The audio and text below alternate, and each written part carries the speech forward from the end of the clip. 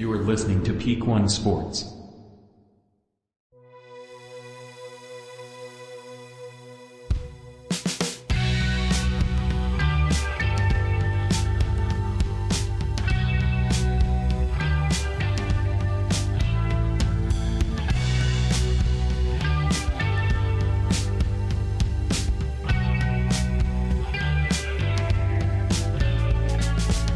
Welcome to the Bungalow Sports Show. Back again. Daniel's back.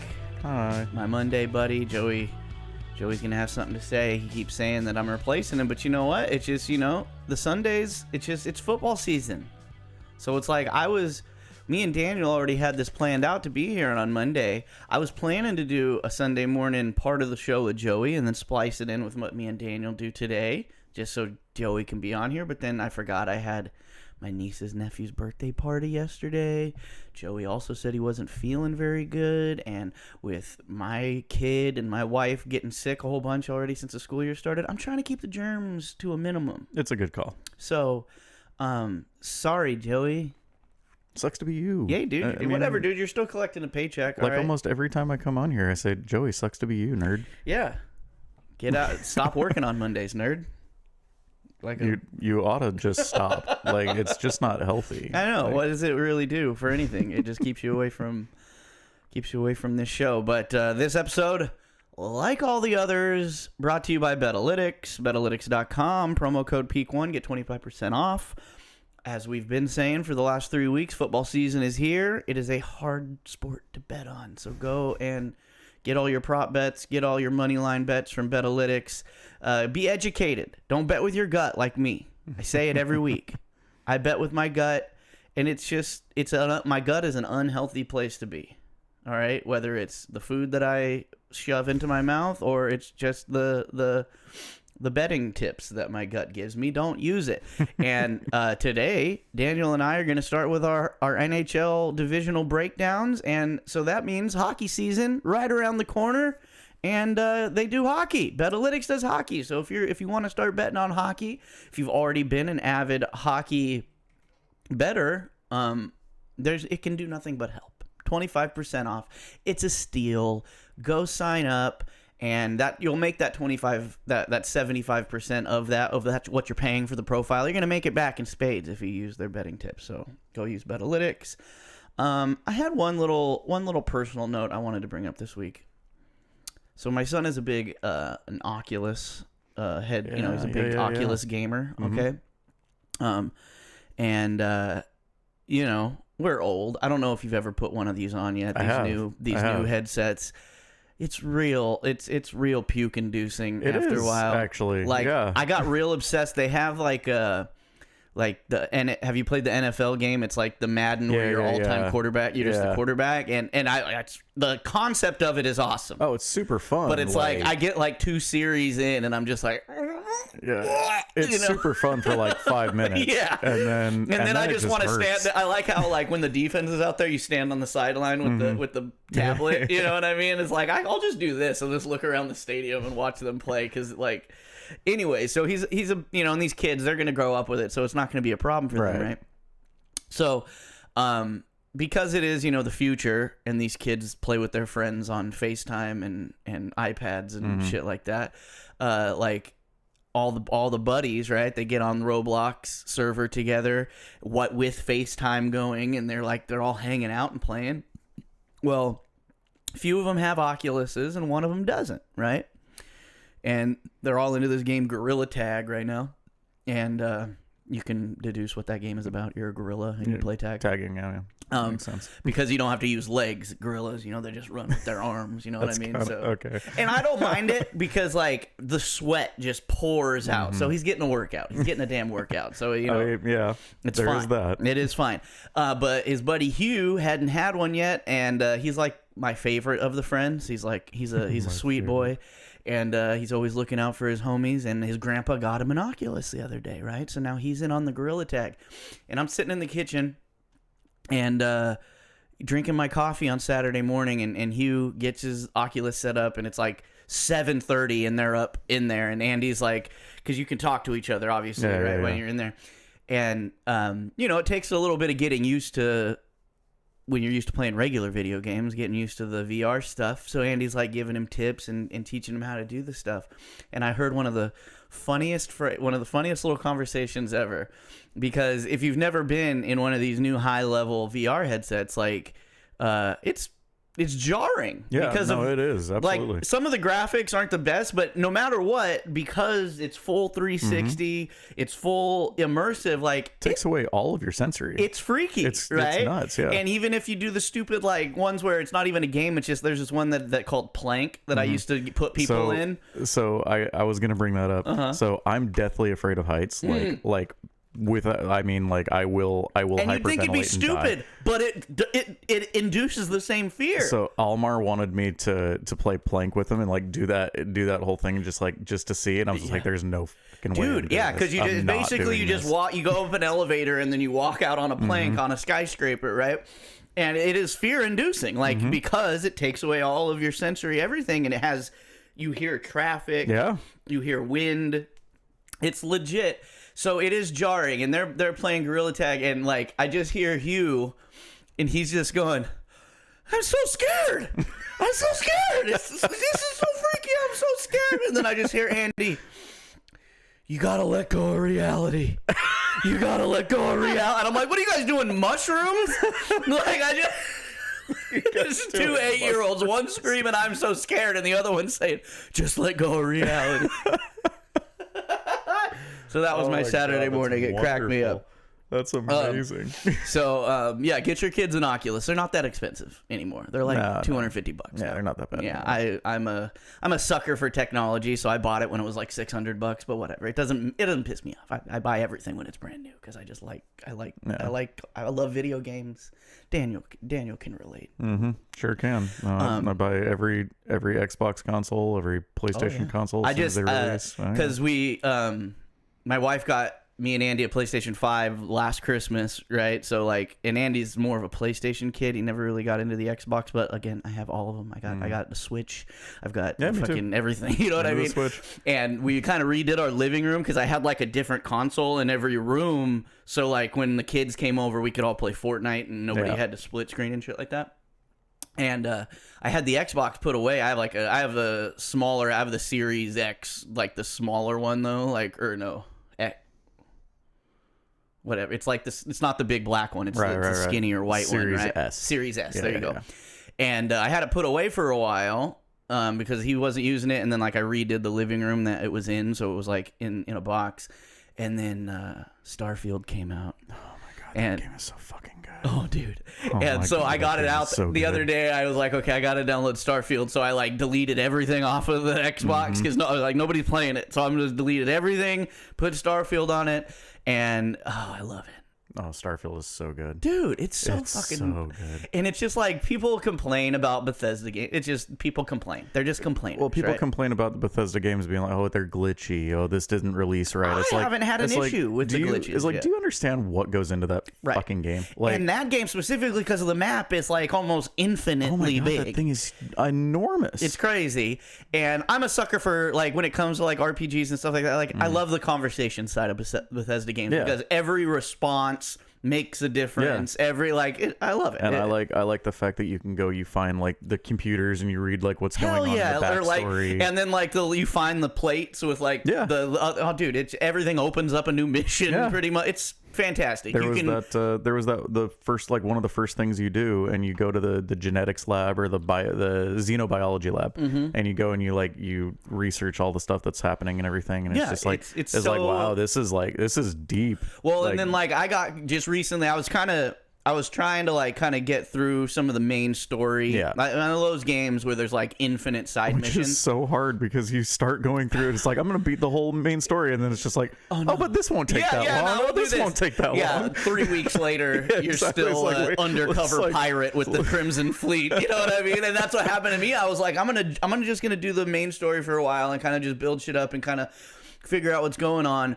And then I made the mistake of walking into the police station and you get arrested because you have a criminal background and then they make you go undercover with this pirate faction to gain to get evidence or whatever, to not be arrested. And it's like basically like do this for us, or you got to go to jail and pay a giant fine and stuff. And it's awesome. So anybody. Eat a dick if you don't like Starfield. I'm obsessed. I love it. Such a good game. Like it's one of those games. I haven't had a game like that in a while where like you literally look up and it's 2 a.m. and you're like, oh shit, I sat down at 9. Like, you know what I mean? Like Andy went to bed at 9 because I always make sure I'm like, because he loves video games too. So, but it's one of those games where it's like I don't want him to let him play my save file. I'm like, make your own, dude, because I don't want you making the wrong decisions, okay? So I wait till he goes to sleep, and then so it's like, it's so time consuming. But anyways, video games are awesome. Dirt League update. Me and Daniel played some hockey last week. Sure did. As I told you last week, Geese had a bye. But I showed up. Didn't end up getting subbed for the Bronze Tigers because you guys had a full. It's okay. I wish you did. But it doesn't matter. It was even better because I was able to film and I was able to put together a cool little edit of your guys' first victory of the season. Yeah. And it was awesome. We are now 1-2. The spectacular record of 1-2. You guys have a bye this week? Yes, we do. Yeah, that's what I thought. And then we both ended up subbing for a team in the later game. Daniel got me addicted to smelling salts. I already bought some on Amazon this week because I was like, oh shit. Attaboy. You know, because I've always been a fan of the salts just from like the TikToks and the videos of players doing it in the NHL because it's always funny. But I've never actually smelled the smelling salt. And mine are at least 2 months old. So when you get a new thing of smelling salts, it's going to hit. I got a new one, and the bottle was still sealed. I just opened the Ziploc that the bottle came in, and it like the whole kitchen was just like, bro, fuck. But it does, man. It gets those synapses firing. It gets you going, and I love it. But Daniel's team won. Daniel and I won with our sub team, so it was good. You know, it was a good weekend of hockey last week. This week we played the Heat Waves, which is the same team that we beat in our sub game this week. But it should be a pretty even game because the Geese have a light bench this season. So is that true? And if any of you Geese that I'm about to refer to are watching this, heed my words, okay? When I send out a text a month before the season starts and ask who is playing this season, it's not who wants to play this season. It's who is playing, right? We have a lovely gentleman named Danny who sets these leagues up for us at Oak Park. It's a good man. He deals with the rent. It's basically he's renting ice time, right? It costs a certain amount of money. He bases the price that we pay for the league on how many people are playing, and he divides it up, right? So when you say you're playing, that is directly getting forwarded to Danny. And then when the season starts and 4 of you motherfuckers are like, oh, I can't do Wednesdays. It's like, motherfucker, that's why I sent the text. Exactly. You say, I don't know if I can make all the games, so I don't want to pay the full price. It's like, okay, you're on the sub list. That's fine. If you can make it, come down and pay your $20 or whatever and play a game. But that's accounted for. Of right? course. Like that whole thing is accounted for. And I make that very clear. I made it very clear. And I had like 4 people on the roster this year do that to me. So now we have a short roster because we have 4 people on the active roster that aren't even playing. So every week I don't even really know how many we're going to have, you know. So we've added it. It's fine. We're fine. Well, I don't want to be that guy, but Tigers are off this week. So if the Geese are looking for I will somebody, let you know Wednesday morning because I will try to find out.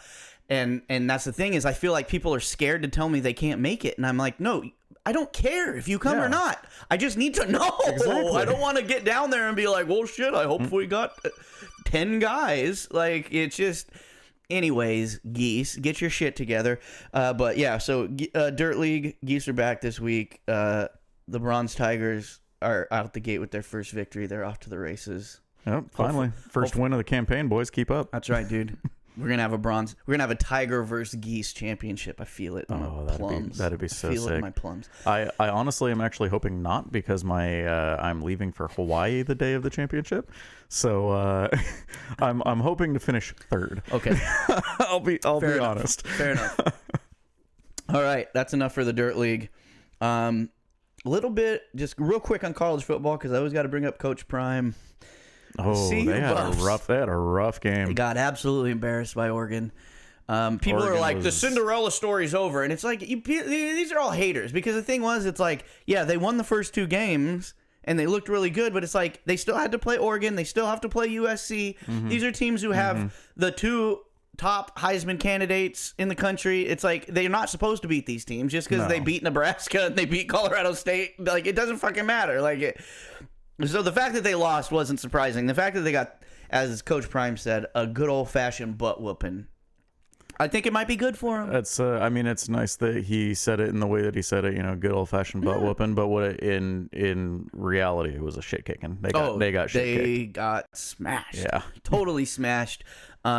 And so we won't talk about it too much. I just Coach Prime update, and I still really like him, and I still really like everything that he's doing with the program. Well, just wait. They're gonna go to I think they play USC this week, so they're probably gonna lose that, and then they got a normal schedule again, and they'll probably win some games, and then people will be back on their nuts again. I mean, eventually they will be a top school in the nation if they continue doing the same thing. They're just stuck in like this limbo of before the season started, because of all, like we talked about last week, was like just the whole Coach Prime shaking everything up and bringing in all new staff, pretty much all new players, all that stuff. It was like either people were all in or they're gonna suck, you know what I mean? And then they didn't suck out the gate, and then now they got their ass kicked, and now it's like they're in this weird spot of like people don't know what this. Forget that it's Deion Sanders, and that's just be happy that it's a team, and it's like, isn't it crazy that the last year that the Pac-12 is going to exist, they have like the best fucking conference right now? Isn't that nuts? Well, it's all the teams that left are like, okay, well, that's fine, go away. It just sucks. Like I've never been huge into college football, like, but my best friend Chris, like, his dad was a big, he was Pac-8 guy from back in the day. You know what I mean? He's gone now, but he would be rolling over in his grave that his favorite conference is going bye-bye. But it's like a swan song because they're gotta get a Heisman Trophy winner. Probably, yeah, more than likely. Either Bo Nix or Caleb Williams is probably gonna. Caleb Williams took a snap to the nuts. Did you see that clip? I did not see that clip. He wasn't ready for the snap, and it came back at him right in the nuts, dude, and he fell to the ground. Oh, that's it was pretty sweet. That's all right, funny. That's enough college football. All right, got to put on the football glasses. We're gonna bust through. Dun, dun, dun, dun. Oh, I've got music this week. They had a boy. Yeah. So we're just gonna go through these. It was a really weird week in NFL. Daniel and I have a more important sport to talk about, so we're just gonna rush through this. Baltimore and Indianapolis. My boy Gardner Minshew came out and beat Lamar Jackson, but it's okay because Lamar's on my fantasy team and he had a great point gathering game. So I'm okay with that. Had himself a good game. Gardner played well. And I'm also a fan of Gardner Minshew, possibly the best backup quarterback in the league. He's got the best hair, the best mustache. Not famous Jameis. I don't want to go famous. Well, he's not a backup anymore because Derek Carr hurt his shoulder. So well, we don't know. We don't know what's going on. Well, yeah, but we'll see. Derek Carr's gonna end up on the Jets next week. No. God. But yeah, Indianapolis, obviously first time coach, and then Gardner in there without Anthony Richardson, and that's a big game to win against Baltimore. They came out on top 22-19. The Chargers finally win a game 28-24 against Minnesota. Minnesota, talk about, not that they're not, they usually wait till the end of the season to disappoint their fans. Yeah. And all the expectations, but they're 0-3 now, 0-4? They are 0-3. 0-3. Snake bit. Yeah. Snake bit team right now. I mean, and you always, teams that suck, right? And it is what it is. But it's like when you have arguably the best wide receiver in the league. He's very, very good. And it always sucks when a team it was like Detroit having Megatron for so many years, where it's just like literally one of the, not just the best of their position, but one of the best football players in the league at the moment, and you guys just can't win. But the Chargers get the monkey off their back. And, that's a thing with Minnesota, though. The Vikings is that they are constantly a very good football team. Yeah. Most of the time, they're very, very good. They're actually one of the only teams in NFL history to never have 3 consecutive losing seasons. Right. Which is pretty astounding. Yeah, especially for never actually going. But they've never won a Super Bowl. Yeah. That's insane. And it doesn't look like they're going to do it again. Probably won't this year, no. Detroit stomps the Atlanta Falcons 20-6. Saw that happening. Yeah. Desmond Ridder did not look good. He's looked serviceable. and halfway decent up until this point, but they just look like dog shit. If anybody thinks that 2-0 record for the Falcons before this week was an indication of how they're going to play this season, I got a lump of gold I'd love to sell you. Yeah, but that's the thing, that's the lovely thing about football is that it's like it's such a short season. Like with hockey or the baseball, basketball, there's so many games. It's really hard to like get excited within the first couple weeks and make these predictions and all this stuff. But when there's only 18 games, 2 games a big deal. Yeah. But there's still 16 games left. There's a lot of time left, man. And Detroit's no joke. So losing to them this year specifically, not crazy because they're a very good team this year.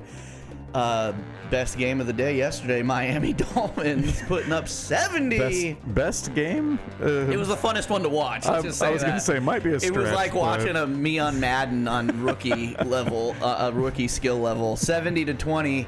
God, it was never close. Dude, like, not at all. Tua threw 4 touchdowns. Mostert scored 4 touchdowns. A-Chain scored 4. No, how many They had 10 touchdowns. 10 touchdowns. They had 10 crazy. touchdowns. So yeah, it was just a touchdown fest. And Denver, they are who we thought they were going to be. Exactly. It's unfortunate. I thought the coaching would have helped, but it's a roster problem. Yeah, they're just not good. So Miami steamrolling their way through the schedule. Buffalo again coming back with a vengeance after a disappointing start. And Josh Allen, my quarterback, helping me out a little bit. 7-3 against the Commanders. Again, Commanders are one of those teams where not quite as low in my book as the Falcons. You're not expecting them to light the world on fire, but we talked about it last year. Like, they've got a decent roster. They've got Brian Robinson, who's running the ball really well. I mean, the guy got shot, so I love a guy who gets shot. I love a guy who gets shot. Yeah, it's like, So you're a 50 Cent fan then? Well, yeah. He came running out to like a 50 Cent song at the game. That's kind of funny. Yeah. That's kind of really funny. But so, I mean, obviously Buffalo against, whatever. Washington, they're going to win some games. I think Washington makes the playoffs. I think they're going to be, 9-8 or some shit like that. Washington's not a bad team. The thing with them is they're going to get better, but they're not good enough yet. Especially in their division and the way they have to go through the playoffs to get to a Super Bowl. Right. It's just not going to happen this year. But they're a good team. Coming out the gate the way they came, and I know Sam Howell's not a rookie, but this is like the first season he's actually been. He was 3rd on the list last season, so he didn't get any reps. Yeah. He looked like who he was yesterday, and that's fine. Yeah, that's fine. It happens. You know what I mean? Okay. They're not gonna. Unless your name's Patrick Mahomes, you're not coming out and gonna just blow it out in your first real starting season. The Green Bay Packers, big comeback, and it was a good game to watch. Actually, it was a good game to watch. It ended with a missed field goal, and Jordan. We keep talking about these Green Bay Packers. Jordan Love. I don't know how they did it, but 3 quarterbacks. I think he's the guy. Flat out play, man. He's gonna be the guy. Green Bay is going to be a tough out for everybody this season. I think so. And in that game specifically, we just talked about Derek Carr, shoulder injury. Jameis came in. I love Jameis Winston. He's one of these guys where, of anybody, he is the funnest guy to watch. His off-field stuff during the games, like warm-up, like he is so positive. Mm-hmm. And he hasn't even started a game in 2 years. You know what I mean? But he's out there. He's waiting for his chance because he came in and he did it. I mean, they didn't win, but it wasn't his fault. I don't think it was his fault, but Carr going down was very much the turning point of the game. Of course, definitely. But Jameis came out, and they should have won that game because that field goal. I don't know. It's, just, I guess the kicker's got the yips. I don't know. I don't know. Like that messed him up hard, though. So, I mean, hopefully Derek Carr is all right, but I'm always a fan of Jameis getting out there and throwing some bombs. Yeah, and I'm a fan of both those quarterbacks. As a Raiders fan, I still really love Derek Carr. I wish he was still a Raider. Whoever doesn't, if Derek Carr is okay, because here's the problem, right? Is let's say Derek's out for a couple weeks, Jameis goes out and lights the world on fire. Yep. How do you go back to Derek? You know what I mean? It's a hot hand thing in football a lot of the time. It might be a hot hand thing, but then I think also just because the GM and coaching is probably going to want... And the contract and everything else. The contract length, I think. Which means Jameis should go to the Jets because they've got Garrett Wilson and Jameis can fucking hit Garrett Wilson. And why not? Fuck it. You know what I mean? Jameis deserves to start somewhere. I just want Jameis to have a good career. So I'd go against the Jets if that was me. I do too, but he just deserves to start. You're not wrong. You know what I mean? And that team being what they are, Jets have a great defense, right? That's undoubtable.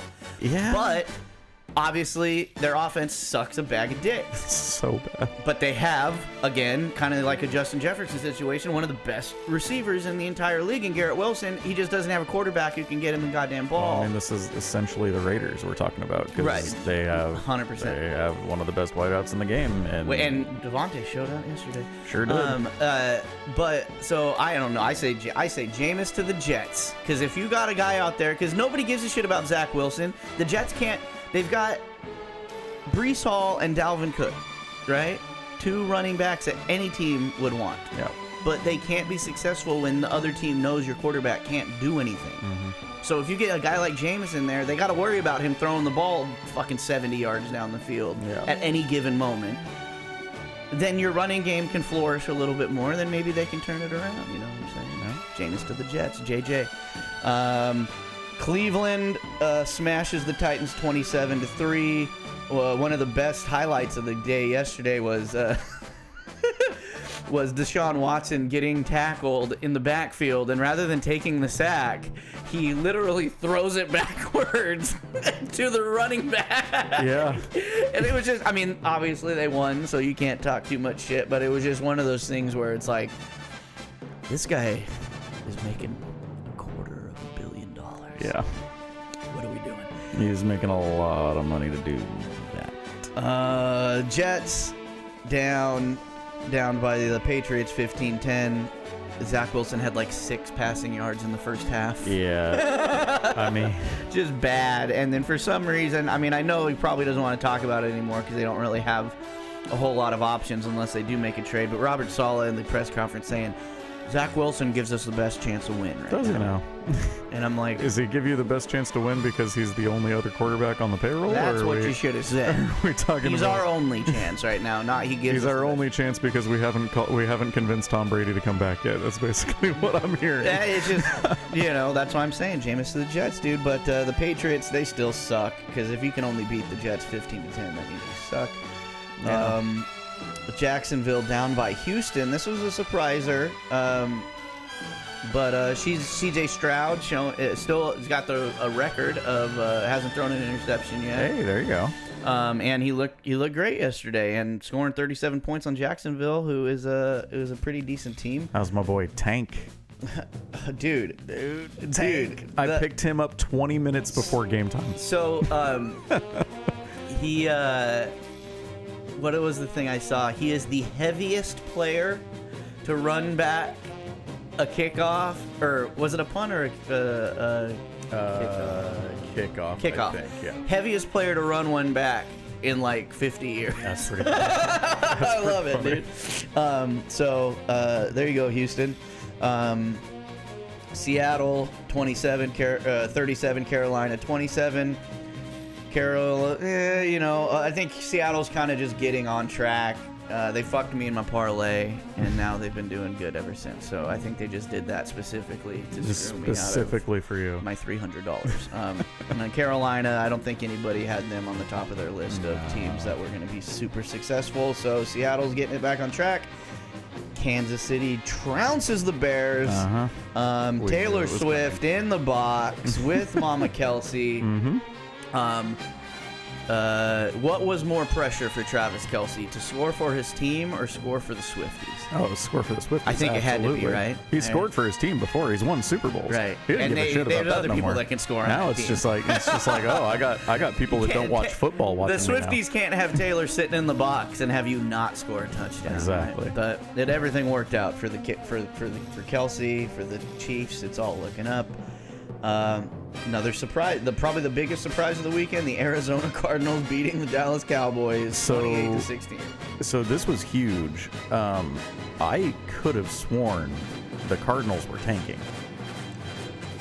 Somehow, the Redbirds on the field didn't get the memo. We talked about this last week, dude. And yes, I think management wants them to be tanking. Oh, absolutely. But the players are like, fuck that. Yeah. Like, we're trying to win. And Dude. like Josh Dobbs, he's not an all-star quarterback, but he's been on plenty of teams to show that he can hold an offense together and he can complete passes. And he held them together. He did. Against a defense that possibly the best in the league. Was probably at least one of, if they've not got the Michael best of the Parsons, league. who is probably the best all-around football player in the entire league.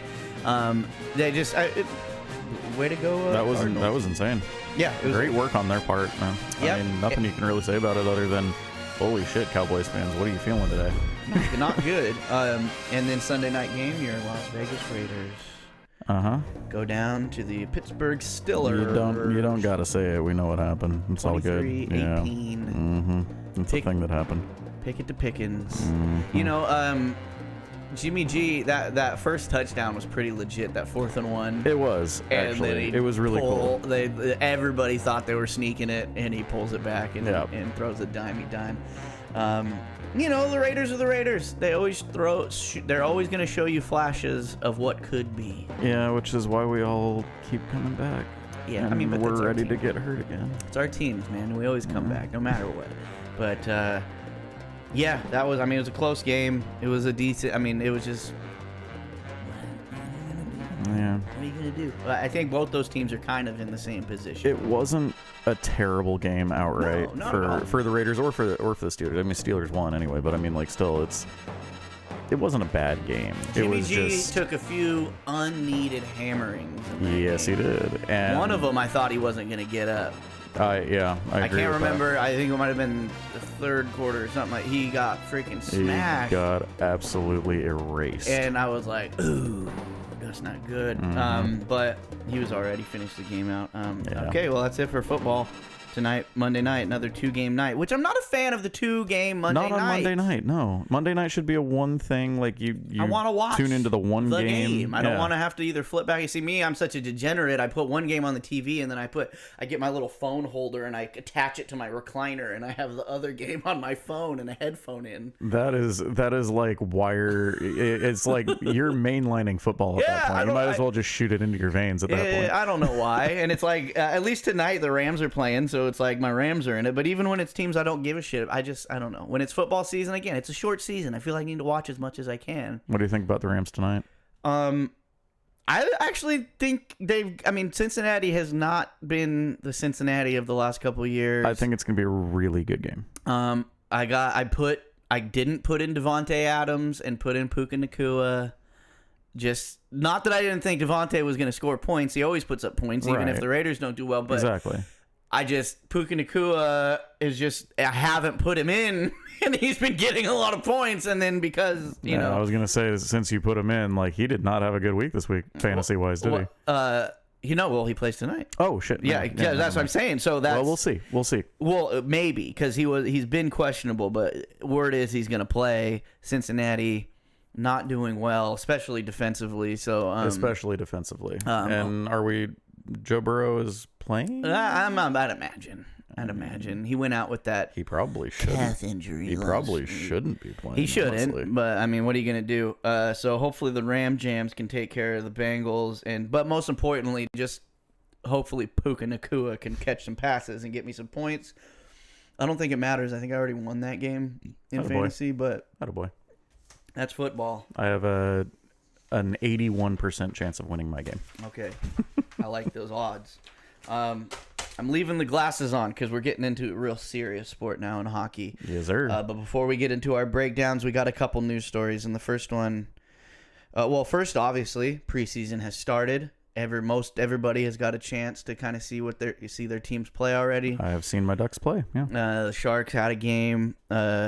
It's preseason. It doesn't matter, but I'm happy hockey's back.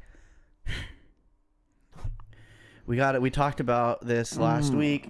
You gotta bring it up. We talked about it I had to bring it up just because this close to the season starting, you usually don't see these kind of moves with guys who are kind of franchise, a move that alters your franchise. Yeah.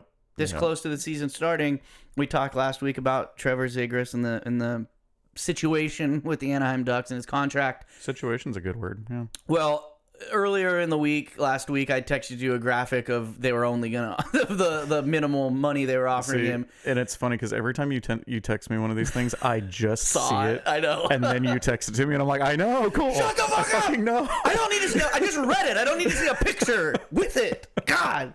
But I sent you the graphic that said like the money they were offering him, and then immediately like the next morning it was they decided to trade him. And it's just like they haven't decided to trade him yet. It's on the table now, though. It is a thing that they're talking about.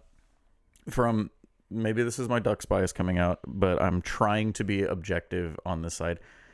Trading Zegras at this point in his career does not make sense. I understand that most everything about this Zegras thing right now does not make sense. Right. But to Pat, little ball of hate, Patty, hey. It doesn't make sense to get rid of this guy, not because he's a franchise player, anything like that, because you have him under control. If you get him for a bridge deal 2-3 years, whatever like that, if you wanted to do that, and the more his stock goes up, exactly, the less control you get. And the thing is, if you don't sign this player until December 1st, or whatever, December 1st, he is officially not on your control anymore, because then he can't play for you the rest of the season, and it doesn't really make any logical sense. Like, because a lot of times when it comes to, like we talked about the Erik Karlsson trade last week, like there's a playing side, like a play skill side of it, there's an emotional side of it, and there's a business side of all moves and all sports. You know what I mean? And with the Zegras thing, it doesn't make sense in all the bullet points. No. You can't. It's like, what's happening? Like, what do you guys? It does not compute. You want to see like a breakdown of why are you doing what you're doing, and because it's like. And I mean, and I get it. He's a young kid. He hasn't necessarily proven that he can be the superstar. But that's a dangerous game to play, because he will. But that's I think. You got Troy Terry locked up for a 7x8 or 7x7, whichever it was. Right. And Troy Terry is a great hockey player. He's going to be awesome for the Ducks. And I think your whole thing is Zegras has never scored as many points as Terry has scored. Terry also has a year more experience than Zegras does. Right. But Pat, the guy is a surefire. As close as it gets. And you know what? Clip this. If this comes back and Zegras is one of the worst players in hockey history, you can clip it. You can come back to this and you can say Daniel was wrong. Fine, I'm okay with being wrong here. That is a dangerous game to play. This guy is as close to a sure thing as you can get. Offer him an 8x8. Yeah. Why are you bridging a guy in a rebuild? This is a rebuild. Well, and like when I say it's a dangerous game to play, it's like what I just said about like giving him that now is better than bridging him and then he shows out in the next couple of years. I mean, you think about it, and if you get him for 2 years, okay, in 2 years, if he lights the world on fire, then you're gonna have to give him a lot. You got to pay him a lot. Then he's a $10 million player. You can get him at the beginning of his prime. 8x8 exactly gets you to his 29 or 30-year-old contract. Right. At that point, you're gonna know exactly. Then you know exactly what he is, and the cap.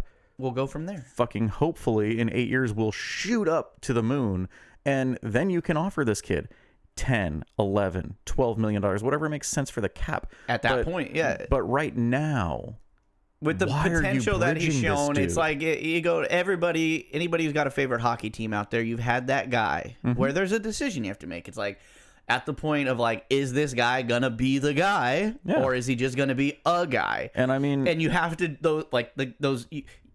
that's a decision you have to make. Are you gonna give this guy as long of a contract as you can afford if you think he's gonna be the guy? Because if you give him a short contract and he is the guy, then you're gonna have to give him a lot more sooner. So I don't know. I'm with you on that one. And I think for the trading portion of it all, if you were to trade Zegras' rights at this point, you're only trading rights, so you're not going to get as much value as you would. Right. Even though he is fully under control, you're still not going to get the value that you want.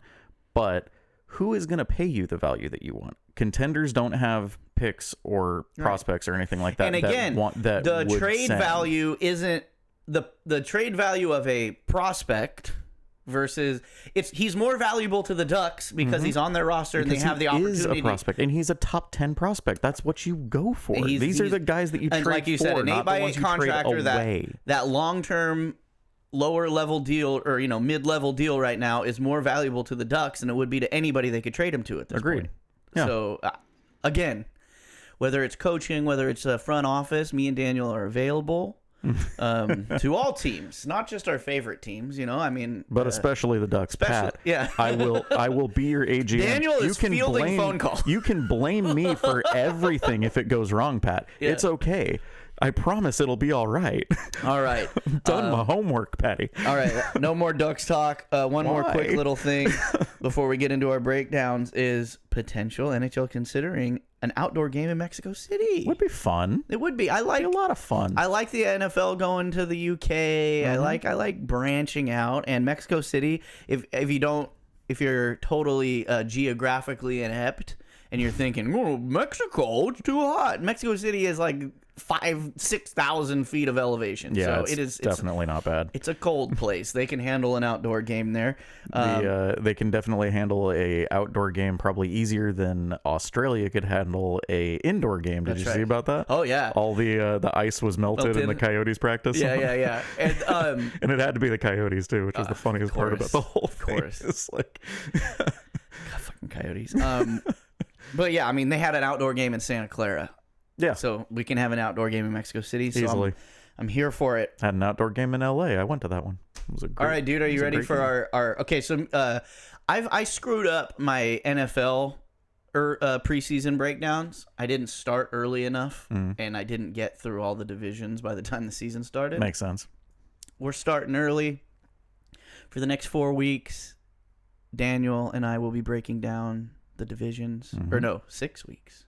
6 weeks? Because it's no 4 weeks. Yeah. Sorry, I'm gonna say your math don't math yeah, right you there. see, I'm bad with this preseason breakdown. But we're starting with Atlantic Division today. Let's get into some hockey. Let's get into the Bruins. Starting with the Boston Bruins. To keep these as brief as possible because we're talking about all the teams. We don't need to get in depth. It's preseason. We're just gonna give you our expectations. I'm going to start with a list of players that are notable on each of these teams, and then Daniel's going to give you a little breakdown. Boston Bruins, the President's Trophy winners from last season, historically great regular season, comically bad postseason. Here's some names. Jesper Boquist, Charlie Coyle, Jake DeBrusk, Morgan Geekie, Milan Lucic back, and wearing the captaincy. Nope. No, Brad Marchand. Oh, they made Marchand. Yep. Next, I put my C next to the wrong name. He's right. Brad Marchand, Pasta, David Pastrnak, James Van Riemsdyk, Hampus Lindholm, Charlie McAvoy, Kevin Shattenkirk, and Eunice Olmark, Jeremy Swayman. We'll see.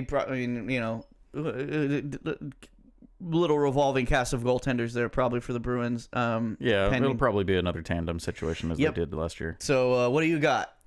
So what I got for the Bruins, they are, they're just a fantastic fucking team. The Bruins play like no other team that I know. They play Bruins hockey, and that is hard. That is fast. Old school. That is old school. That is you can't even really say hockey. You can't even say old school because they are too fast to be an old school team, but they're just as brutal and hard as an old school team. They are just beasts. You don't out there. have the most wins in hockey history in a season and not be those guys. Do the roster moves that they made, do you think they are okay with the guys they got for those guys? So here's what I'm seeing. They added guys like Shattenkirk on the back end, Van Riemsdyk. They added James Van Riemsdyk on the front. I mean, they're good depth pieces. I don't think Shattenkirk is a top 4 defenseman as he was before. I think he's good in a limited role. And he's going to be good to put with a young guy as on the third defensive line. You know what I mean? Like, and that's perfecly fine. Mm-hmm. Good spot for him. You know? Veteran leadership. You got to love it. He's also a great guy in the locker room, from what I hear.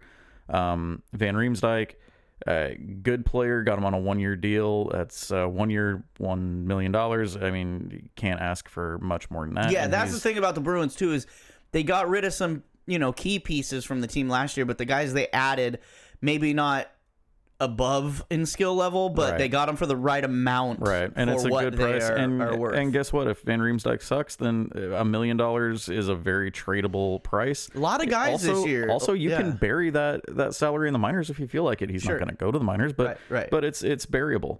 Milan Lucic coming back. He's great for vibes. He's a vibes guy at this point, and he's got a Lois Griffin nose, and he does, yeah. But he's awesome. He's going to be great in that locker room. Everybody is going to love to see him, and he is going to beat a lot of people up. That's an understatement. The big things that I'm seeing with this team, and I mean, like, goaltending aside, because goaltending is Ullmark and Swayman, they're great goalies, and they're going to be great goalies. You don't have to worry too much about that. They did lose Captain Bergeron to retirement, also David Krejci from retirement. Both, that's why Marchand's wearing the C now. Probably the right choice, actually, to give Marchand the C. I thought they were going to go with like Pasternak.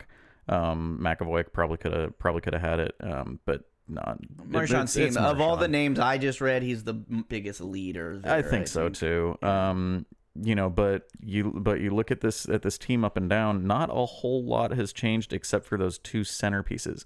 Now, the problem that I see with this, the team is arguably just as good as they were last year, which they were world beaters last year. Right.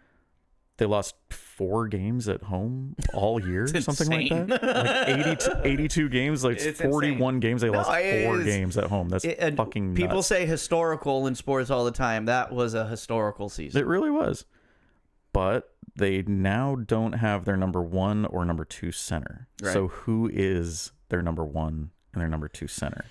The team center in hockey to me is like quarterback in football, is one of the most, if not the most important positions on the team. And if you don't have a number 1 and a number 2, you're essentially rolling backups at that point. You got to have, like, you can have a guy on the third line or a guy that wins more faceoffs. Yeah. But again, like you said, that is, a lot of people equate winning faceoffs to what a center does, and it's like, no, like you said, it's more of a quarterback than just the guy taking faceoffs. No, a center plays third defense, essentially. He plays third defense. He basically kind of dictates the positioning of the offensive play when you're down there, and things like that, because a la Joe Thornton, like I said, Joe Thornton's a center, but he spent most of his time on the half boards. Which is why you never truly see centers as snipers. You see them as playmakers and power forwards. Exactly. So that a lot goes into that, and I think you're right there. Is like that's kind of one of the only question marks they have is who's going to step up as their clear number 1. I just don't know who it is they have that makes sense there long term. Morgan Geeky's going to be great. I think that's the thing is I think at center specifically, when I was looking at the rosters this morning when I was making my little list, is it's a lot of potential to be that guy. And I think this is going to be the first half of the season for the Bruins is going to be seeing who that guy who's going to be that guy for I think basically what makes the most sense for them right now is they'll have probably Geeky on the second and Charlie Coyle on the front. And with Charlie Coyle up there at top, you got to imagine he'd be centering Pasta and Marchand. I'd imagine. Unless you're trying Charlie Coyle the playmaker that's gonna Sharks set up. Didn't think he was because they got rid of him. That's kind of where I'm thinking, right? Is like, is he the playmaker that's gonna set up Pasta? Is he the one that's gonna bail out Marchand in the corners? I think between him and Geeky, I think it is which one of those guys. I think that's their plan. I just don't know if they're done. Yeah.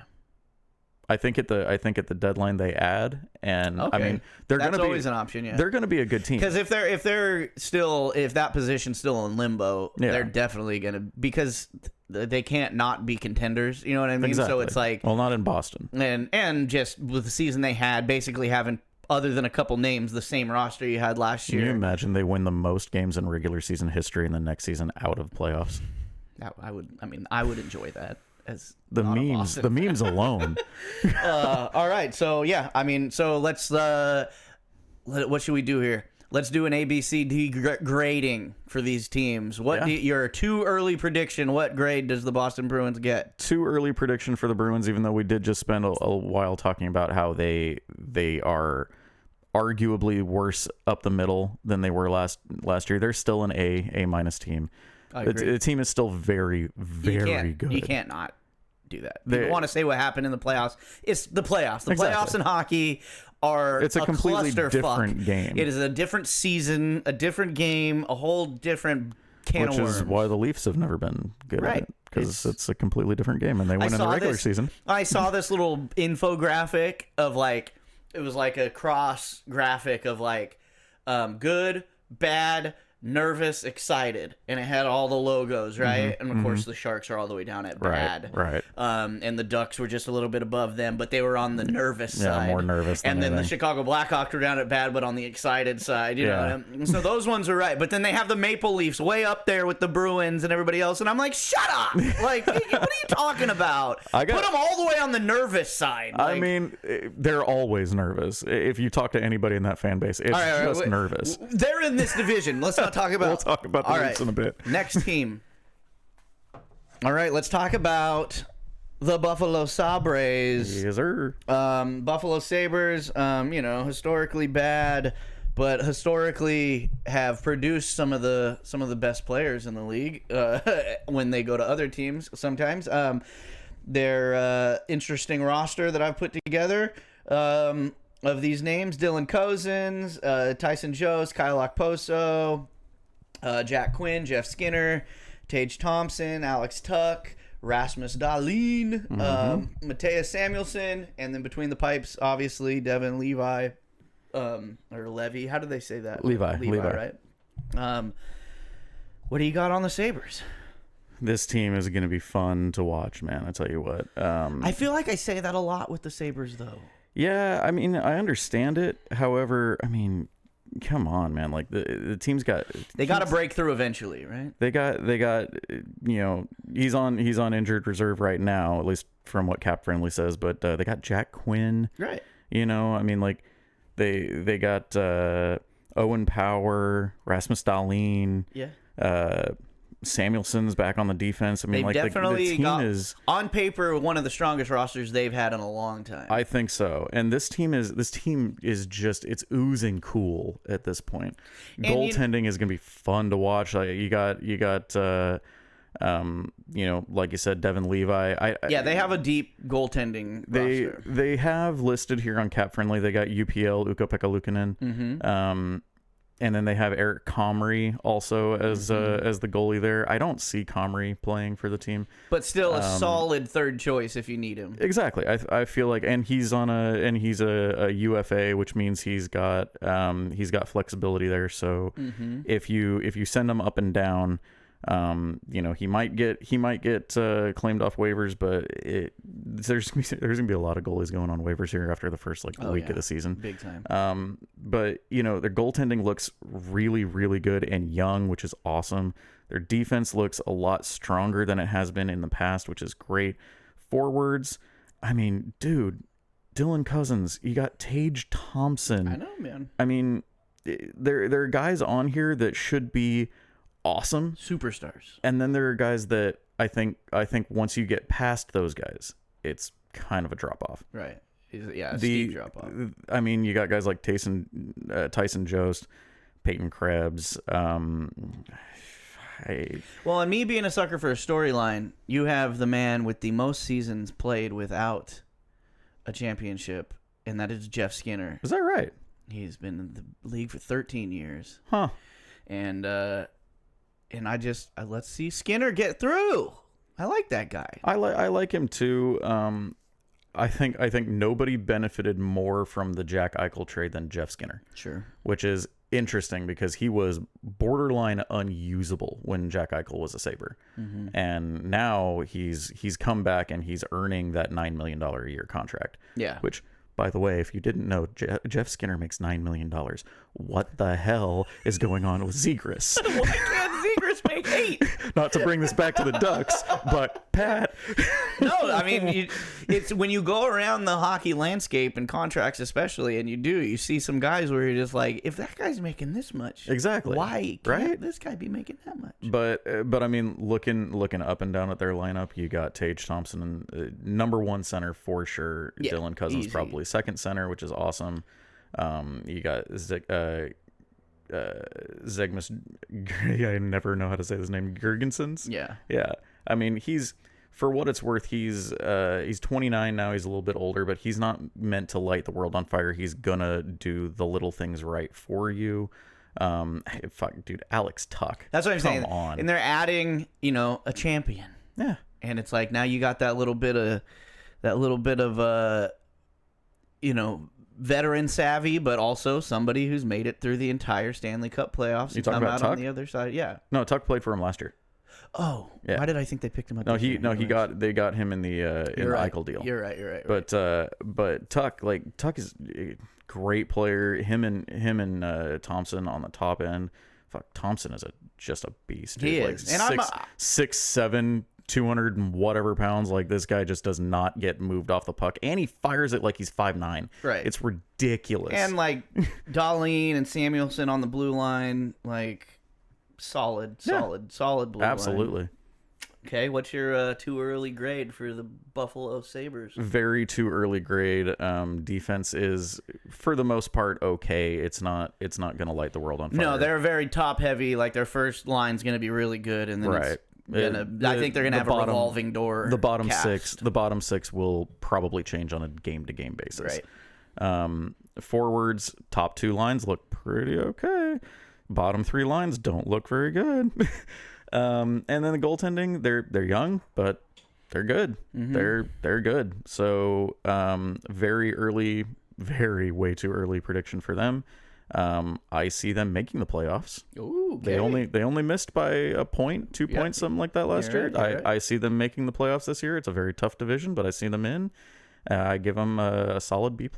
B+. They are a good team, and once they get into the playoffs, who knows? I'm gonna make a cool graphic with your face on it and all your grades for these teams. I can't wait to find out exactly how bad I did. That way that'll be our notes. We can look back at the end of the season.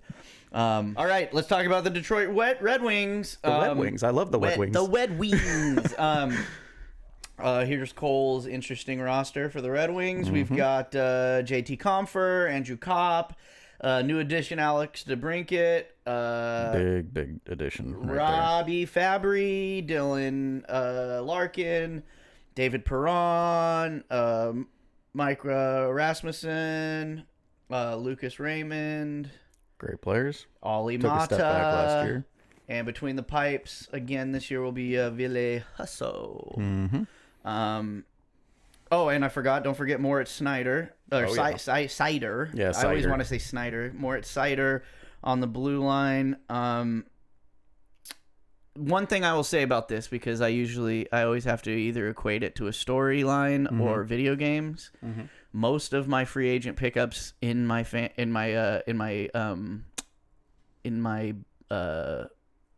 like be a GM mode on NHL. Right. I always find myself picking up Red Wings. Do you? A lot of these names always end up on the Sacramento Condors. You go Sacramento Condors? Yeah. I go Oakland Seals. Lately I've been the Houston Cosmos. Okay. Hey, that's not bad though, honestly. Sweet orange, because I feel like the Islanders don't utilize their orange enough. I like orange. That as is a true. Color, and so I made an orange and like a light blue Houston Cosmos team. And anyways, those Nice. are all fake. I mean, teams. they could be real. What do you got for the Detroit Red Wings? I am confused. Okay. I am rather confused. A team that has so much promise the last couple of years, they've had just a gaggle of players coming in and out of the Movement, like just maybe a more lot than of- any other team. I agree, and it's just they're not bad. It's by like they any don't know means. what they're doing or I what they're think going so. for. It's weird. Like everybody's always on my ass for like, don't trust the Yzer plan. Trust Steve Yzerman. He's gonna make the team look good. It's like, I get that. I trust Steve Yzerman. I grew up watching the guy, and this is his team. Like, I mean, I'm more than happy trusting Steve Yzerman. And he's the guy that you want to be successful in that position for that team. You know what I mean? So I just don't understand these moves. it's too many. It is. Over the last couple years, it's like, what are you trying to put together? It's just weird. I mean, top line, solid. Oh yeah, solid to the nth degree. I mean, you got Larkin, probably DeBrincat, and Kopp, maybe on that left side. Mm-hmm. I mean, dude, top line looks great. Second line, you got David Perron. You got guys like Comfer. Fabry. I mean, Robbie Fabry's taking a step back and whatnot, but I mean, you switch him with Klim Kostitsin or Kostin. You got Daniel Sprong who can play a little bit of that middle six area. The bottom half of the lineup doesn't look great. Michael Rasmussen looks pretty good though. He's young. He could be something. Mm-hmm. I just don't get it. You look at the defense. When your top defenseman is Ben Sherratt, not good. Not good. You look at the guys they picked up. They got Justin Hall. Weird. Very weird. Right. The guy was, for what it's worth, he had like some good defensive times in Toronto when he played, and he was doing okay there, but come on, man. With the amount of moves that they're making, that's a weird one. Dude, 3.4 times 3 for Justin Hall. That's a lot of money. That's a lot of money for a guy who's not going to get you very many to any points. And probably isn't going to be a difference maker. No, honestly, if he's going to be a difference maker, it's going to be in the opposite direction. Right. I'm not kidding. His questions with the puck, his decisions with the puck are questionable. Olli Mata, who, I mean, yeah, he's okay, but he's not a top 4 defenseman. He's going to be on your bottom 6, right. and I think the plan is he plays top 4 minutes, and I don't see it happening I don't see it working well. When you look at their defensive core, I don't see how he doesn't play top 4 minutes with the names that you have there. Exactly. So the thing with me in this Red Wings offseason, obviously, I mean, if you're a real hockey head, and you're a Wings fan, you should be ecstatic about the Alex DeBrincat acquisition. It's great. Right? It's fantastic. Every goddamn Wings fan that I've talked to in this offseason, that obviously is the first topic I bring up. Mm-hmm. As well it should be. Yeah. Who's that guy again? Shut up. Is that guy good?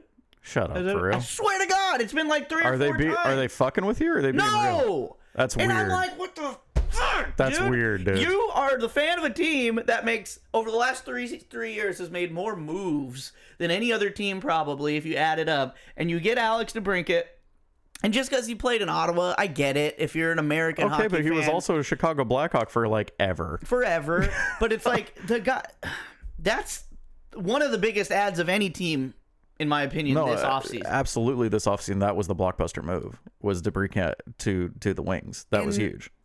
Maybe I just know a bunch of Red Wings fans who aren't like as invested in hockey as I am. Damn, dude, I guess. But I would be so happy if I got that guy. Oh, absolutely. Like, you'd be jumping up and down.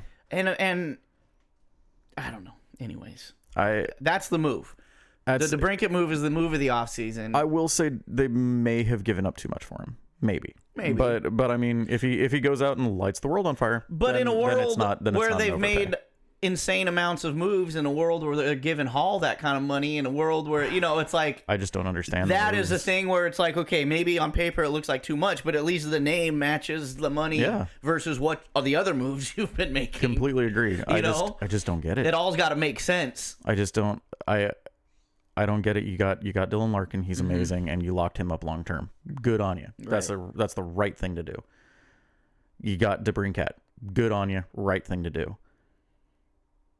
Everything else doesn't make any sense. Yeah. I don't understand what happened there. And they were a very promising team. They missed the playoffs, obviously, last year. Right. But they were a very promising team, and people were like, this team's going to be back. Give them another year. After the offseason, I don't know if a year's enough now.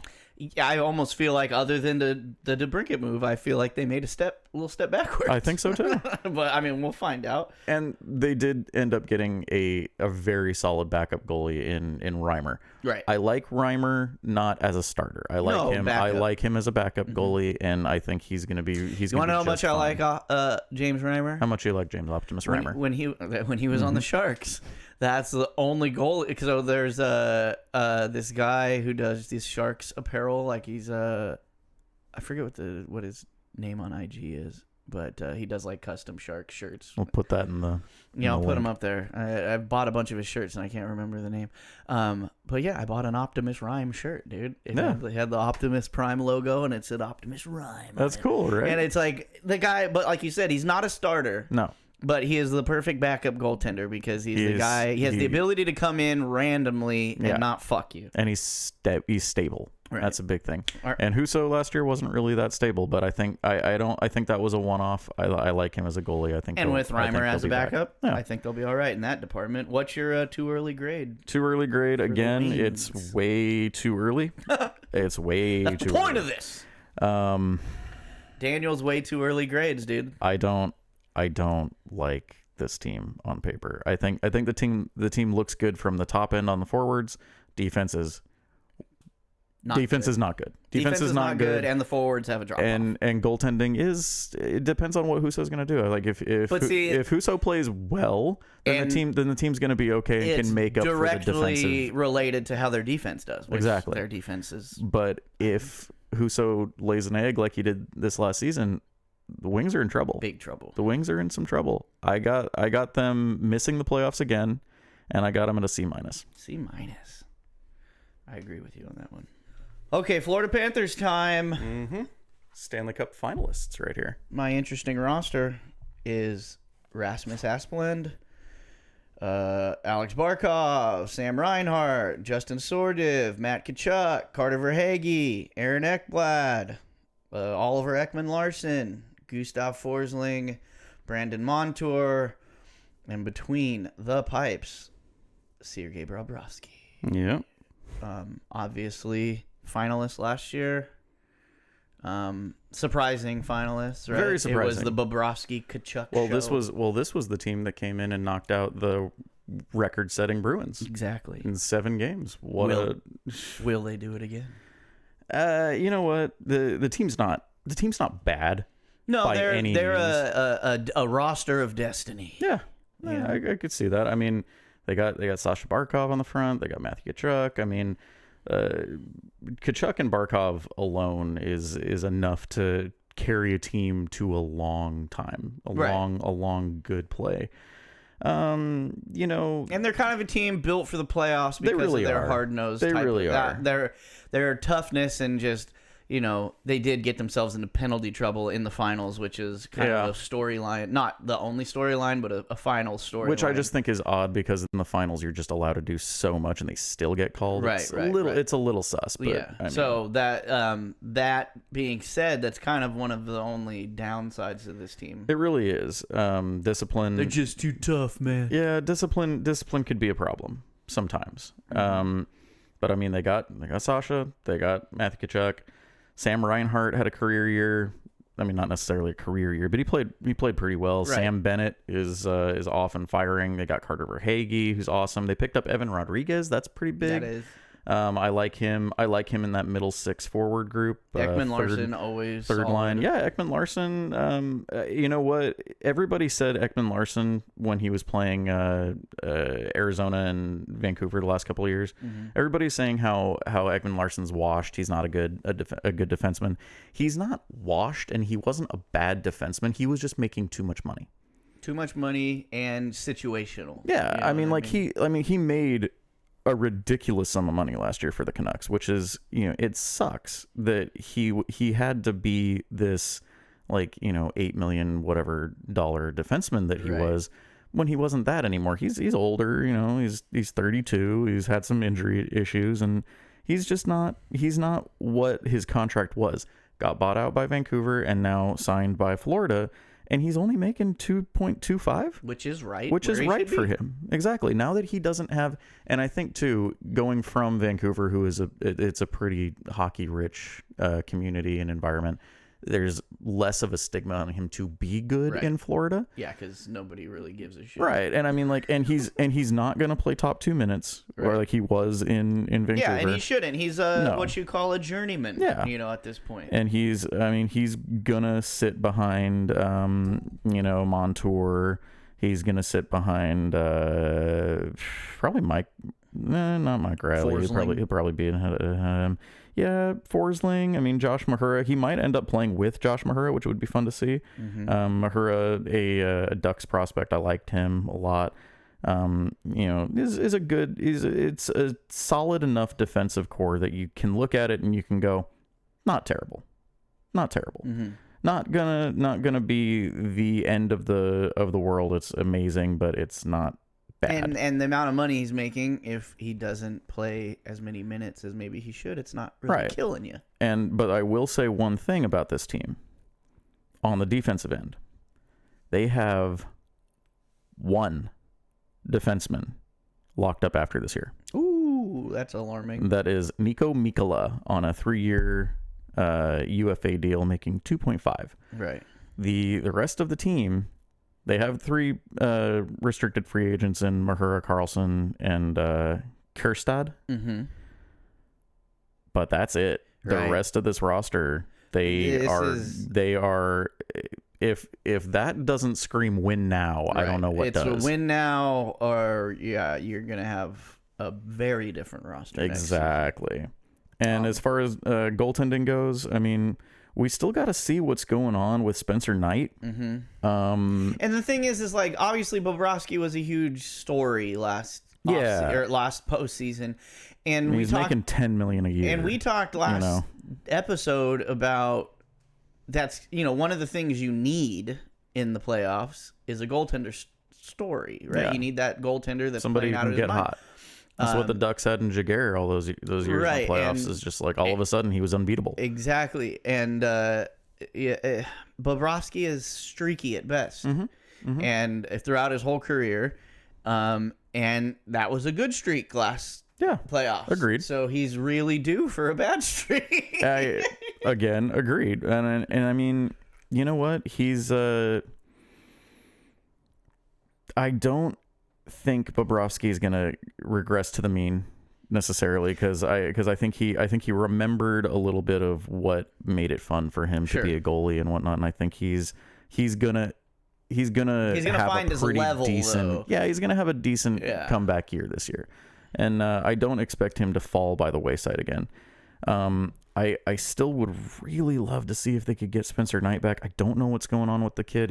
There's mental issues or something going on. He's checked into the NHL assistance programs and whatnot. I love this kid, and I hope that everything is just fine. Obviously, I am not saying rush him back by any means. Take care of him. Make sure he is healthy enough to come back. Well, and that's the thing is they have Bobrovsky, so it's not like they need to rush him back. Right. You know what I mean? But what I was getting at is the backup goaltender is Anthony Stolarz. I've seen him in Anaheim the last couple of years. Stolarz is a backup goalie, but more like a third string goalie. I wouldn't put him in 15 games a year. So basically, they need Bobrovsky to stay healthy. I feel like they need Bobrovsky to stay healthy and pull a Brodeur year where he's played in like 82 games. Right. And that's just impossible in the new NHL. In new NHL, and Bobrovsky's not a young man anymore. He really isn't. He isn't anymore. So what's your too early grade for these Florida Panthers? Are they going back to the ship? I don't see him coming back to the ship, but I didn't see him making the ship last year. That's true. I mean, you make the playoffs and anything can happen. In this division, though, it's so tight because you've got Boston, you've got Toronto, you've got Tampa, teams that we're going to make the playoffs. I already said Buffalo was going to make the playoffs this year, and I'm alluding to it here. And that could be the trade-off is Buffalo from last year. Right now, that's where I'm at. I think if Florida stays healthy, the team could be very, very scary. but they got a lot of age. And I just don't see them being able to do the same thing that they did last year. Again, team's good. Team looks solid. They're going to have a really good year, and they're going to challenge. But I don't see them making the playoffs. I got them at a B. B. All right. Yeah, they squeaked in. People forget that. They made the championship, but they squeaked barely. They got in because somebody else lost. That is never a good sign. They made the dance because Pittsburgh decided they weren't going to try against Chicago, and then they lost. So, I agree with you there. All right. It's Canadiens time. Montreal Canadiens. This is the part everybody wanted to hear. Yeah, sure. My interesting roster would be Cole Caulfield, Christian Dvorak, Brendan Gallagher, Alex Newhook, Josh Roy, Nick Suzuki, Caden Goulet, Gustav Lindstrom, David Savard, Chris Weidman, and between the pipes, Sam Montembault. They also still got Jake Allen too, and they still got Jake Allen, obviously, but I think you lean on Montembeault. I think at least unless he until he shits the bed or something like that. Yeah, pretty much. I mean, kind of same look Canadians they've had for a bit. Yeah, they've had the same core for a while with the same results for a while. Pretty much, they've been a middling team for a minute, and I'll be honest, I don't see it changing a whole lot. I look at this roster and it's like, it looks like same old. There's really not a whole lot of wow on this roster. There's a lot of guys on this roster that you kind of look at and you go like, oh, okay. And then there's a bunch of guys that you look on the roster and you go, yeah, huh? Yeah. Okay. I mean, but that's the thing. It's like they just there isn't one name on here where I'm like, oh shit, and I don't that guy. And I don't think the Habs are missing an identity, which I think I should say that they don't. It's not that they're missing an identity at all.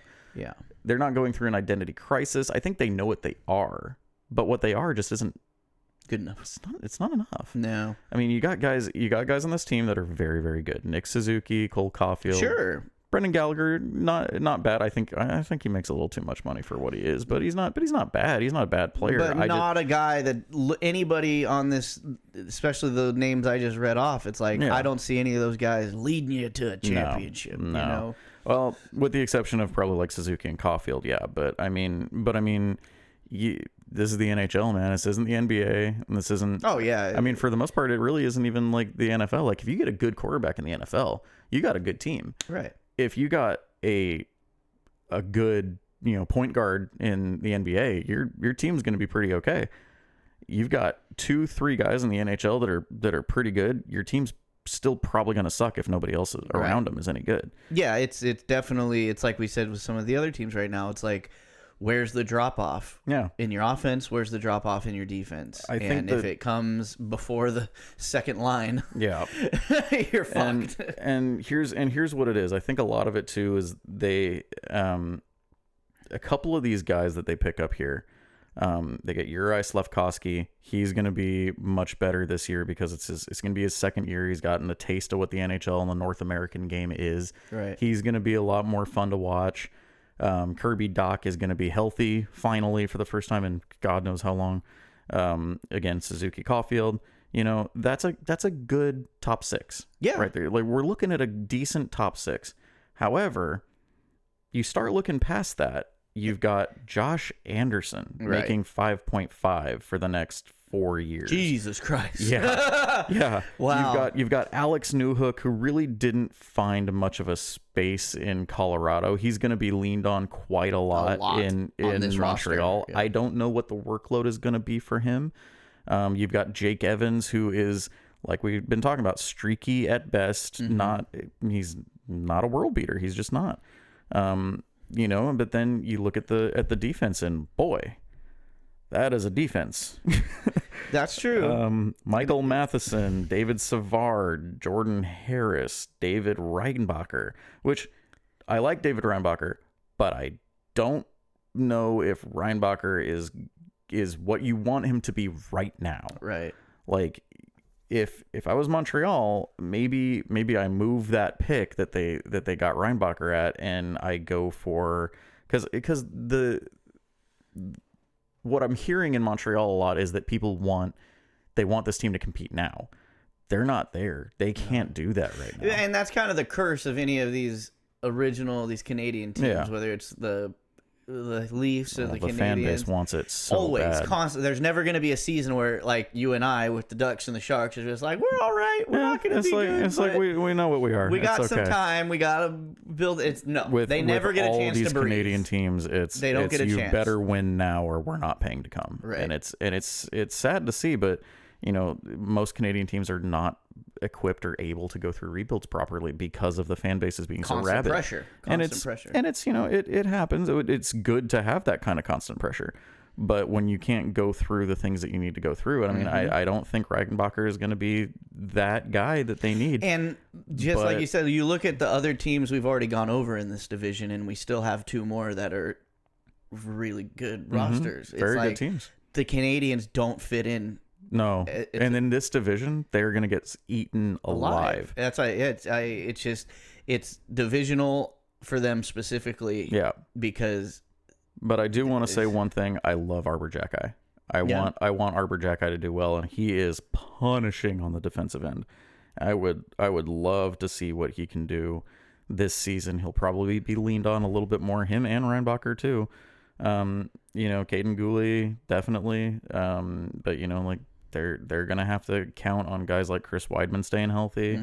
They're gonna have to count on guys like David Savard to play a decent role here. Right. I just don't see the potential in the defense and the bottom six, the forwards.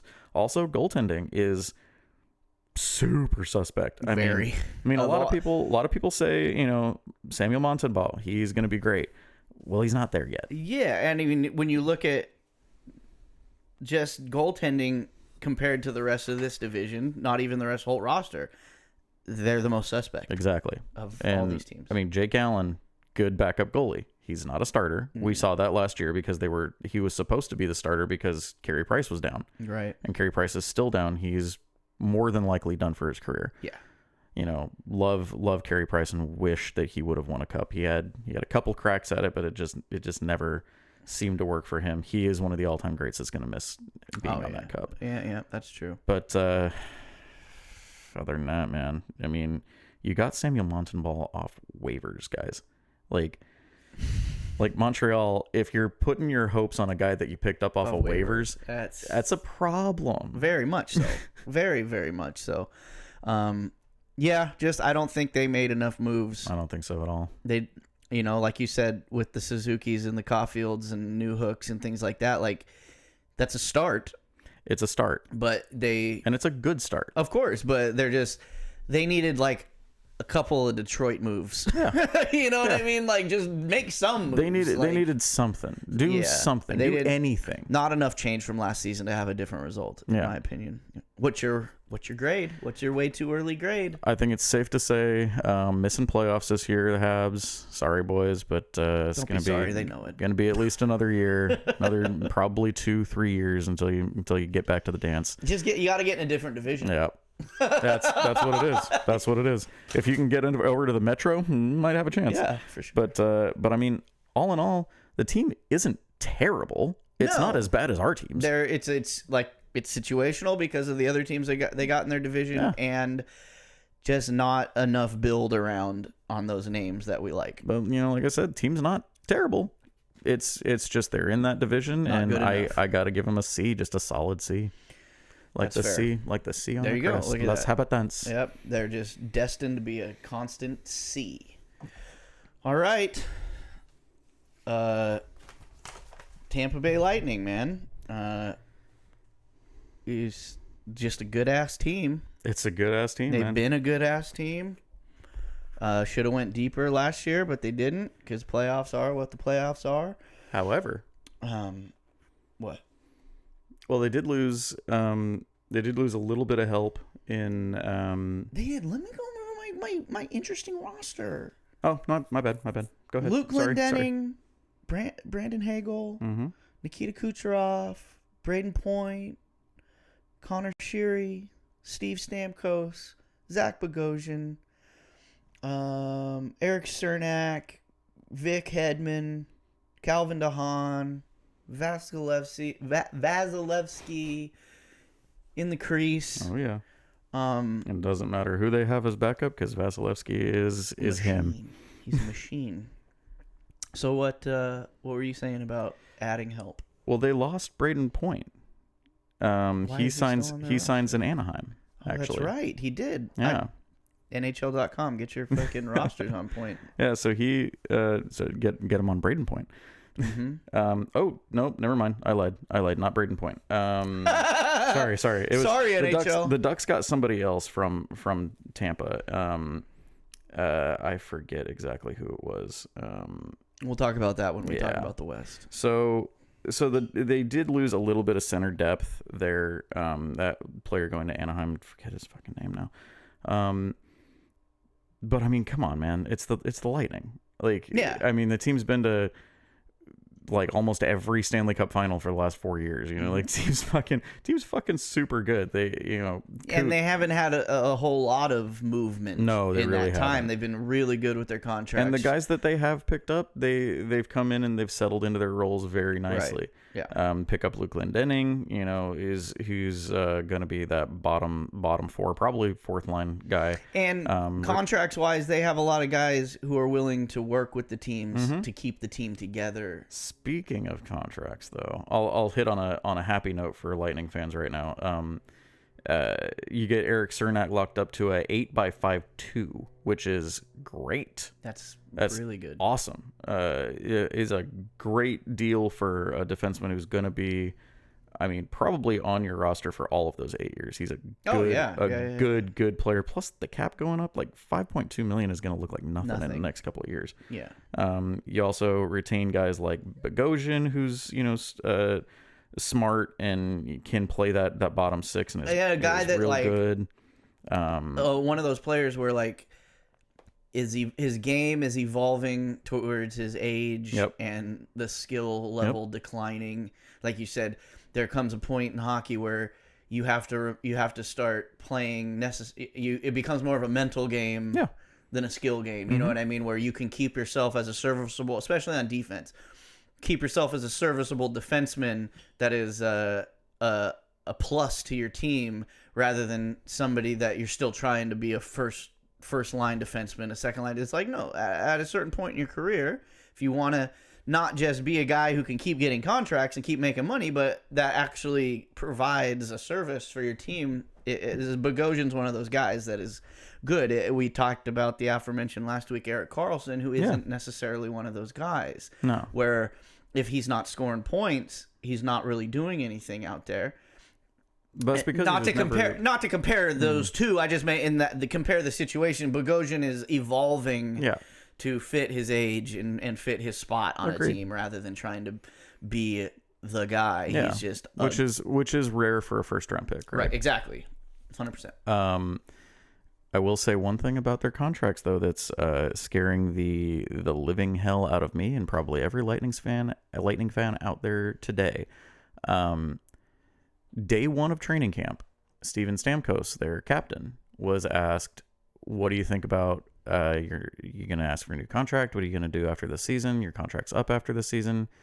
And he made it very clear to management that he would like to be back next season. He would like to have a deal done this offseason. Mm-hmm.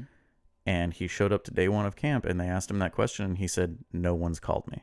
Wow, that's shocking. Like not that, and this is typical in the NHL circles where it's like they call him during the offseason and say, "Hey, we're gonna let this season play out. Primer. We'll wait until maybe after the season. Let the guy know that you're thinking about it. We'll kind of get we'll get a deal done eventually. We'll talk about it." They didn't even do that. That is not good. That kind of means that the Bolts are probably looking to step away from Stamkos' business. It's almost very obvious the writing on the wall here, and Stamkos has said publicly to everyone that is asked, "I want to be in Tampa my entire life." Sure, why not? great. You get this far into a career, it's like, of course, like you've had the success, and I think individually, the success as a team. Of course, you want to finish your career. And there. I think for guys like that, you want to fight for them. Yeah, and you'd think the team would want him. Exactly. There. I think management is looking at it going like, well, he makes a lot, and if we have to pay him, but he also seems like one of those guys, like I said, that would be willing to work. If he takes a massive discount to stay to the hometown discount, it's a no-brainer. Why don't you do it? You didn't even ask the question yet. But that's the thing. You didn't even bring that to the table. And you're just risking pissing him off. Oh, he's angry. You're giving an unneeded chip on the shoulder when one phone call saying, hey, we're with you. We're in the same boat. We want you here for the rest of your career. Let's talk about it in 4 months. Just the absolute audacity of it to not even offer him a phone call. Right. That's like crazy. the guy has been your heart and soul. The bleeding heart and soul of your team for I mean, I remember in 2007 where I was when he got drafted. Yeah, I mean, I was working at 511 in the embroidery area, and I had the draft on the radio, and I listened to the number 1 pick, and I was like, this is a good fucking pick. I remember the exact moment where I was, and to think that this guy won't be a Lightning past this year is kind of a slap in the face to him, really. To him and to the fans. Absolutely, the fan base. Yeah, because it's like I'm not even a Bolts fan. I don't even have any skin in this game, and it's shocking. But when it's not your team, I tend to care more about the players, right? And it's like, agreed. In that specific instance, maybe let's say Stamkos isn't even willing to take a pay cut, but you gotta breach that subject. You've gotta talk to the guy. Like, you owe him that much. And maybe it's just me being naive, but I kind of figured that people in the hockey circle and like the GMs and all that, like I figured y'all would like shoot each other texts every now and again, like, just like over the off season and whatnot, like, like, hey, look at this reel, lol, like just. No, man, like nothing. Like you haven't talked to him in 3 months. Like what's wrong with you? It just shows you what direction I guess the front office is pointing in Tampa Bay. But it's if you're any other GM, and I don't care what team you are, I don't care if you're the Boston Bruins who had the best team in the world last year, you had a chance to get Steven Stamkos. Everybody's got to. Oh yeah. This is the second time he's ever going to be able to actually go to free agency. And now he's probably pissed. And I mean, he'll go take a pay cut somewhere else. If you were Steven Stamkos and you were without a doubt the best player in your club's franchise history, and they don't even offer you the phone call to say we're going to get this done later. Bizarre. Extremely I'm not taking a hometown discount at this point. It's like, no, I'm going to go somewhere where I'm going to get $9-10 million a year. It's extremely bizarre and seems kind of reckless because it's not like he's bad. No, he's still so good. Hella good, dude.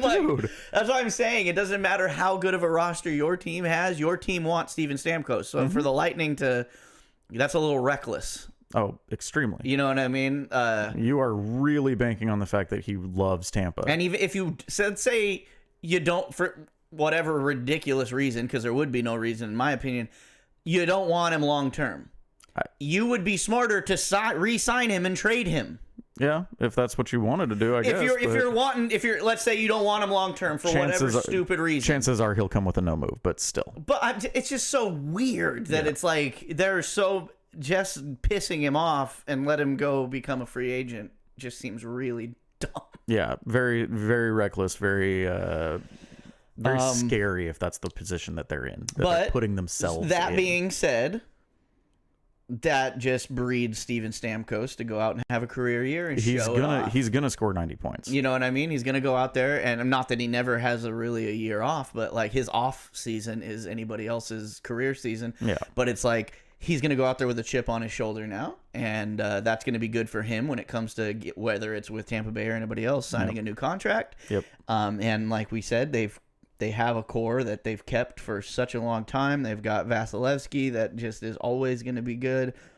What's their grade? What does the Tampa Bay Lightning get? Not their personnel grade, because you get a fucking F. At that point, one right for now. a GM move, that's a terrible move. Insanity.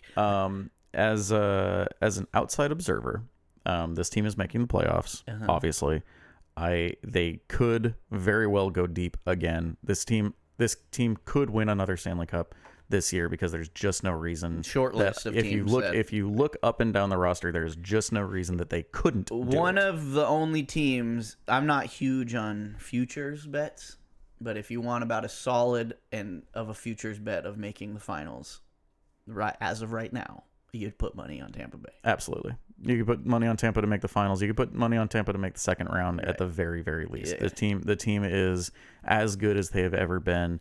Even losing a little bit of depth here and there, team is still so very good. They're making the playoffs. They might have a deep run. They're at least an AA+. Mm-hmm. Bam. I like that one. That's a good one. All right, the team that constantly has the most pressure, give or take, Oh, yeah. of any team in NHL history. Mm-hmm.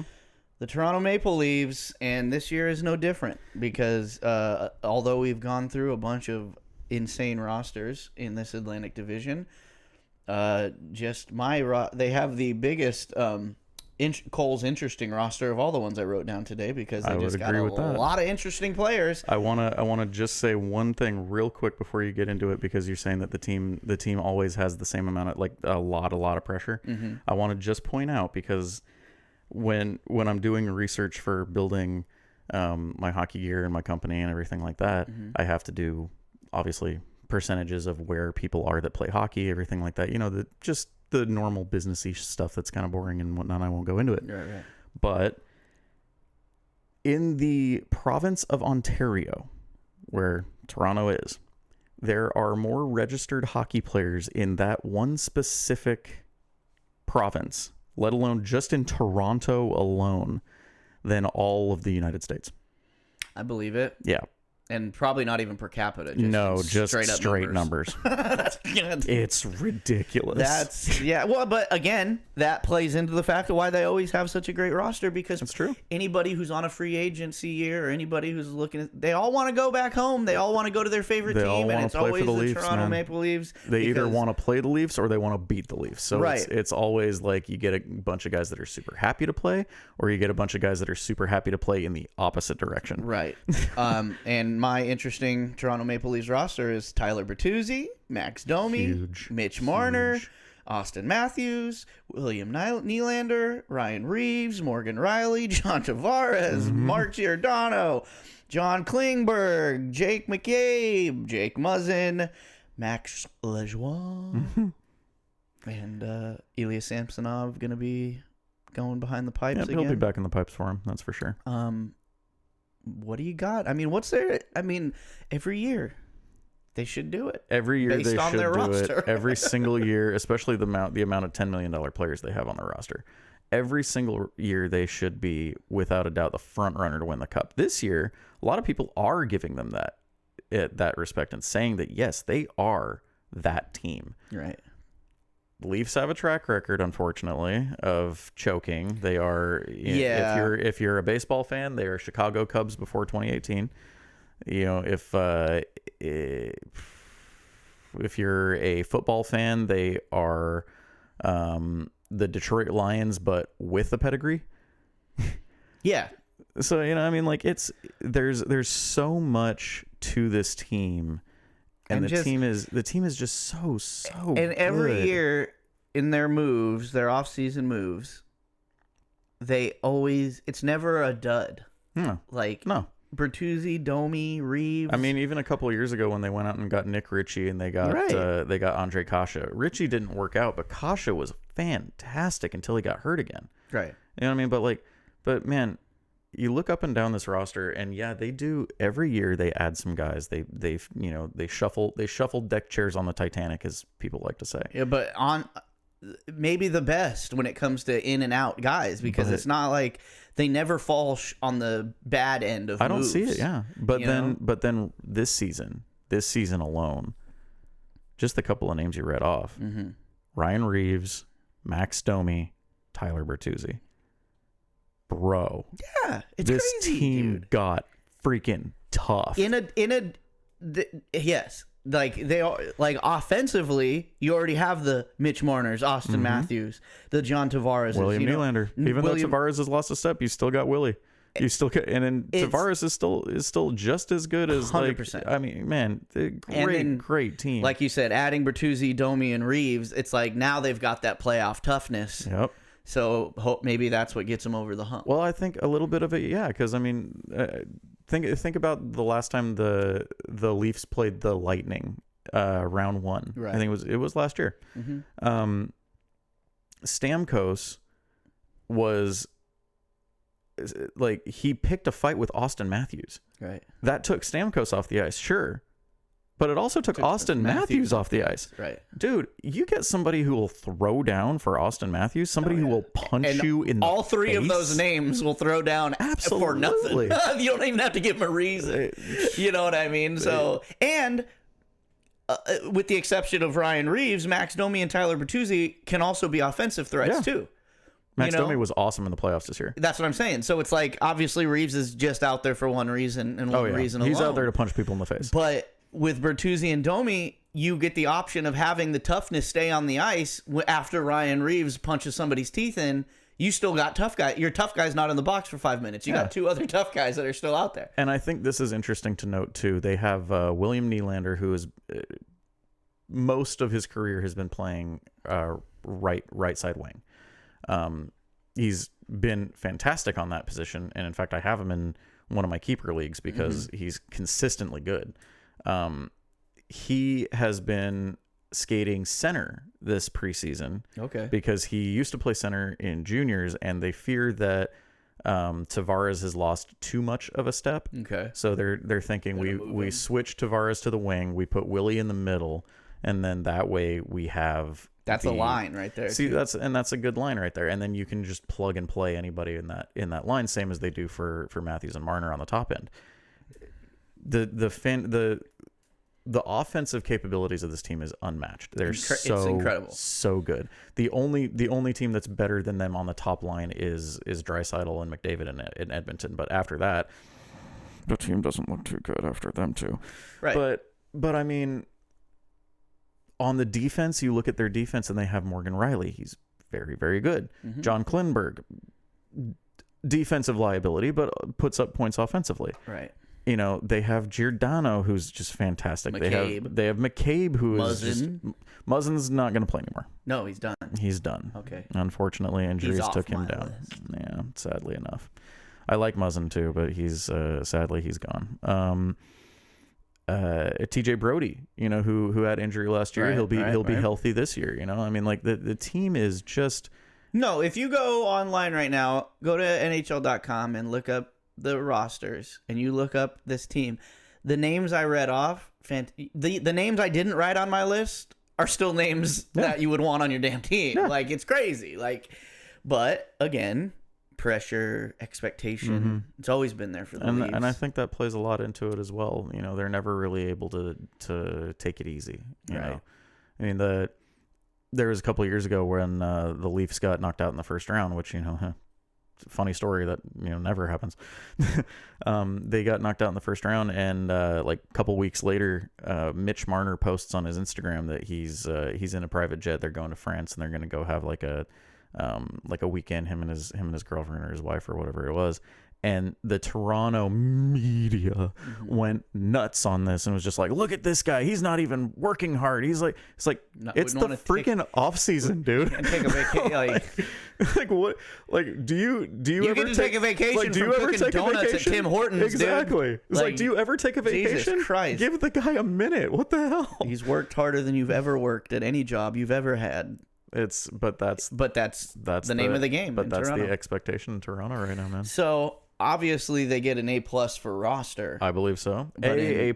In Daniel's too early expectations, what does the team as a whole get? This team obviously makes playoffs because they have a real good history of at least making the playoffs. Right. I don't think they won a series last year. I think even with the additions that they made, even if they backfire tenfold, the team's still a playoff team. Right.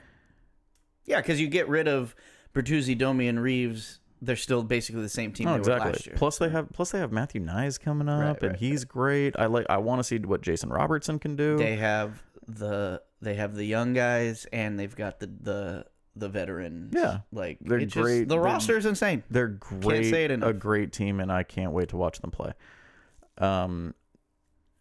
As far as how far they go, that might be a question for another day, but there is, like the Lightning, there's no reason they can't get there. No. And there's no reason they can't win it all.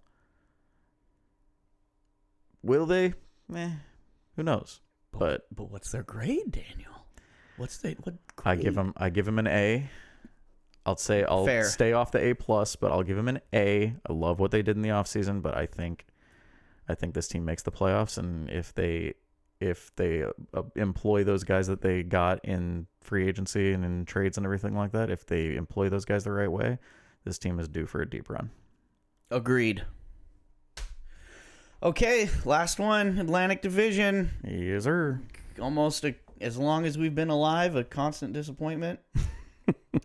The Ottawa Senators. It's true. Unfortunately, it's true. And for my unprepared roster, because for some reason I forgot to add them to my list. They are very forgettable, that's why. Drake Batherson. We got Angus Crookshank, Claude Giroux, oldie but a goodie there. Mm-hmm. Matthew Highmore, Matthew Joseph, Tarasenko, Vladimir Tarasenko. Brady Tkachuk. A big one here on the defensive end, Jacob Chychrun. Chychrun. You got Thomas Chabot, Travis Hominick. I mean, goaltending Jonas Korpisalo. Korpisalo, obviously solid there. They got a. I mean, they're the Senators, man. What are we gonna do with these guys? Tarasenko hopefully makes a big difference. I think Tarasenko makes a pretty significant difference. You put him on the. I mean, what would have been nice for them is to be able to keep DeBrincat and get Tarasenko. It would have been great, but from what I've heard, it's not that they couldn't keep him and they elected to go with Tarasenko. DeBrincat didn't want anything to do with Ottawa. Wanted out of there. He just wanted gone. I mean, again, it's just like how these players, like, whether there's certain places where players want to stay, win or lose, and then there's certain places where it's like, get me the hell out of here, man. Like, especially that was Ryan O'Reilly in Buffalo, right? And especially like with DeBrincat, like you said, he played in Chicago. You know what I mean?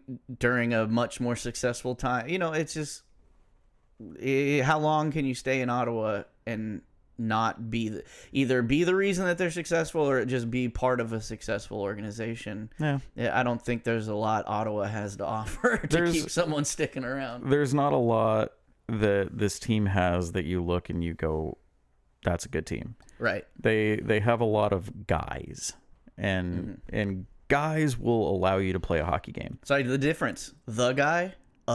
Yeah. They have a lot of guys. But then you look up and down their roster. Let's go with the highest paid players. You got Tim Stützle. You've got Brady Tkachuk, Captain Tkachuk. You've got Claude Giroux, Vladimir Tarasenko, Drake Batherson, who should be pretty good. Matthew Joseph, who I like. He's a big, strong body. I like him. But after those guys, and the drop off is steep. It's what we've been saying a lot about these guys, and if that's your top six, it's a decent to okay top six. Sure, but it's only a top but six. Put it up against anybody else in their division, even Montreal. Right. This team has troubles. Right. And then you look at the rest of their lineup here. You got Shane Pinto making money on this line. It's like, are we sure about Shane Pinto? No. They will. I will say they didn't have Josh Norris all year last year. He is still on IR. I expect him to be coming back this season. We don't really know. He would help this team immensely down the middle. That is as just another thing that they're missing is a number 2 awesome center, and I think Josh Norris would be that guy. You get Tim Stützle in the middle on the front line, that's fine. Claude Giroux, I don't think he's a center anymore. He's a little older. He's 35 now, and I think, oh shit, he's my age. Holy fuck! Isn't it weird when you're right? when you're a fan of professional sports, and you're like, get this fucking guy out of here, he's ancient, and you're And like, it's like, oh shit, he's he's younger than me. Jesus. Claude Giroux is still, he's a very, very good One of my hockey faves player. of all time. I think so too. Seemed like a good guy. And I think what maybe they want to do with him is they'll start him at center this season as center 2, because of Norris being out, and then once Norris comes back, they move him to the right wing. Yeah, which I hope they do. I like his upside there. But then, man, this defense, with the exception of Chikrin, who was hurt and has been maligned with injuries the entire part of his career. Brutal defense. Other than him, are you putting all of your stock in Travis Hamonic? Well, they have no choice. Are you putting? Let me put it to you this way: are you putting all of your stock into Thomas Chabot? They have no choice. Are you hoping and praying to God that Jake Sanderson pans out? Yeah, but the defense is brutal, like brutal. Yeah, it's gonna be another down year for the Senators. Yeah. I mean, how do they turn it around at this point? It's got to be draft picks, I guess. It has to be. I mean, it has to be. And as far as what Cap Friendly says, next year they have. I was surprised they got Tarasenko. Only because at this point, because of obviously their track record, and then it's just like, what other than money, unless you're going to they're offering a bigger contract than anybody else, or that's what you're gunning for, is just the most amount of money. What is the upside to going to Ottawa? You know what I mean? I don't know, man. Unless they're the only one offering. Like, there's nation's capital, I guess. I don't know. But still, it's just, it's not Toronto. It's not Toronto. It's not even Montreal. No. And it's not Edmonton at this point. It's not like these other places, for whether it's success-wise or going in the right direction-wise.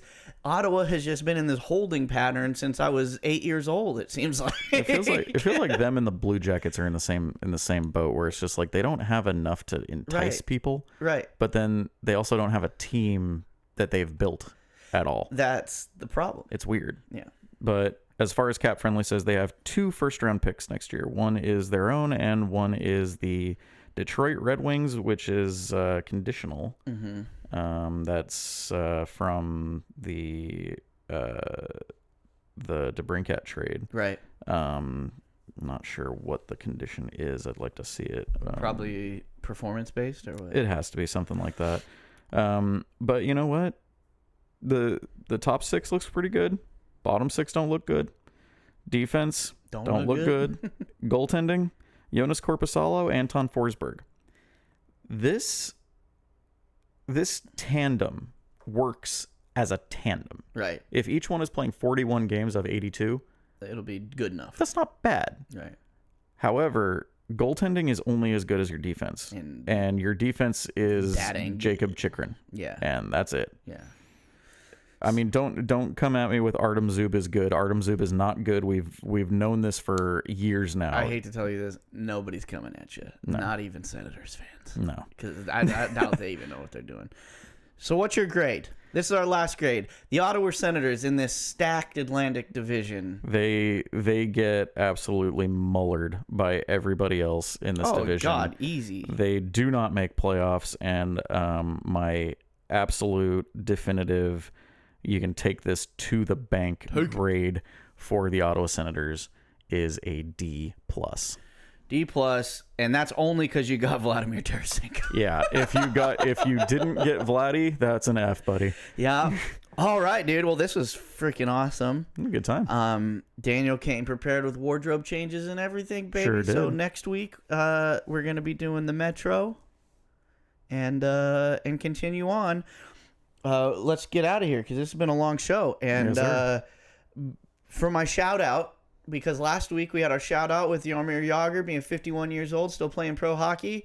Don't want to leave out the other 51-year-old Donald Brashear is making his return to professional hockey at the age of 51. That's right. Good Lord. These old guys just can't get enough of this sport. And people always wonder why I like it so much. And to the, I love the responses. I love people coming at me on TikTok. I say it. You're not in sports content unless you have people hating your opinions. And I just had a guy straight up comment, "Hockey sucks," which is weird to say. I just, thanks for the comment, but false, buddy. If hockey sucked, Donald Brashear wouldn't still be playing at 51 years old. He don't need the money. He ain't doing it for the money. He's doing it for the love of the game, baby. No, hockey is amazing, and people that say hockey sucks have never played hockey. They never played it. They, the one thing you get all the time, "I can't fucking follow the puck." I'm like, what does that even mean? Let's bring back the glowing puck. All right. That's been a show. Thank you, Daniel. Thank you. Thank you guys for your support. Go to Betalytics, make a profile, go subscribe at Peak One Sports, and we'll talk to you